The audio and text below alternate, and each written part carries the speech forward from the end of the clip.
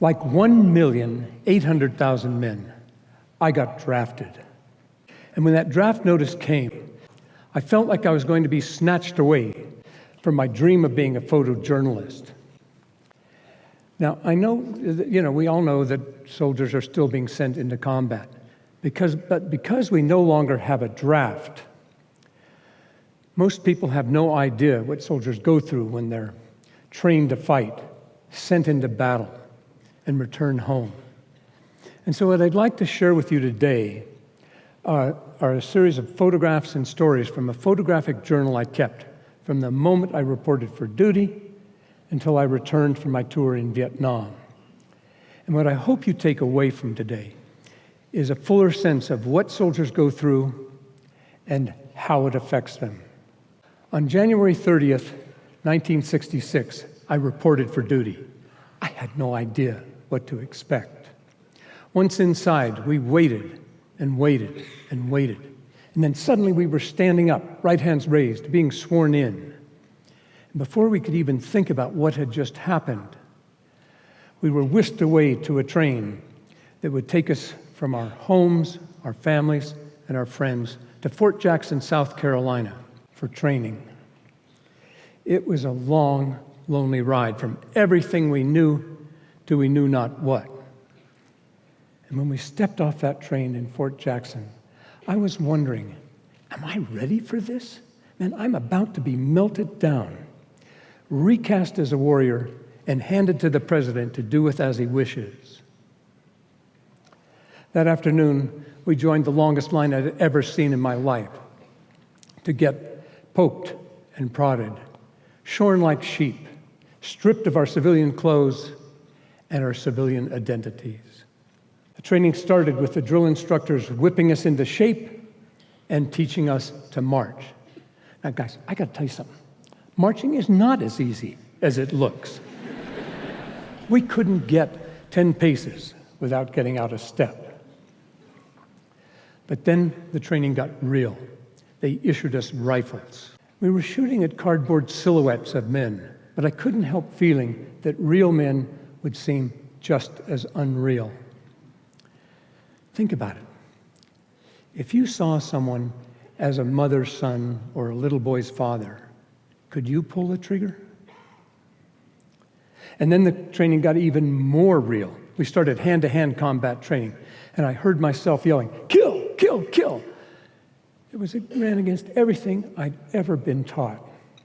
As we continued to pound through the hot summer days, I could see that the drill instructors were molding us into a tight-knit team that would have its back. Each guy would have the other guy's back when the shit hit the fan. As we neared the end of the training, it was clear we'd learned how to be soldiers, we'd learned how to work as teams, and we'd learned how to kill. And after graduation, we marched off into war. Most of the guys got sent to Vietnam.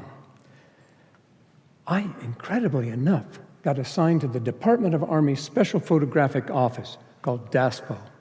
I was thrilled. I was going to be a photojournalist after all, shooting assignments for the Pentagon that would take me all over Vietnam, from the DMZ in the north to the Mekong Delta in the south.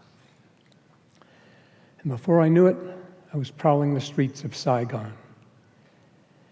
And on a hot afternoon, 35 miles northwest of Saigon, I photographed my first firefight. And I couldn't believe how loud it was. There was the roar of the tanks, the boom of their big guns, the rat-tat-tat-tat of the machine guns. It was deafening and disorienting. And as I zigzagged through the debris, darting from tree to tree, taking cover where I could find it, I realized that I was so focused on photographing that I never even thought about the danger until the guy right there got hit. And after that, about all I could think about was the danger. Well, that afternoon, 4 guys got wounded, but their buddies had their backs, and that made all the difference that day as it does every day in combat. I realized that I was just going to have to suck it up and somehow come to terms with the fear that comes with fighting. And that's just what I did when I flew into the Mekong Delta to join a riverine force on patrol. We spent the day moving up and down canals, constantly scanning the shore, looking for enemy soldiers who could be hiding in those trees, just waiting to blow us out of the water. We felt like sitting ducks.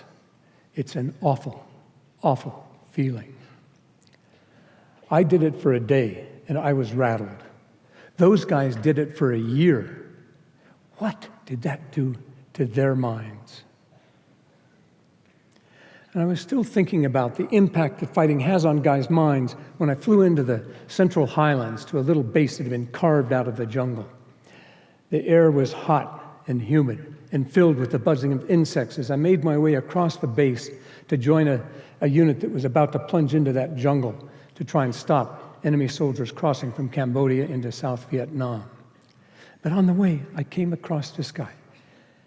And as I raised the camera and focused on those dark eyes, I couldn't help wondering, how in the hell is this guy ever going to put these violent instincts and fighting skills that he needs to survive in this nasty jungle fighting, how's he going to put that back in the bottle when he gets back home?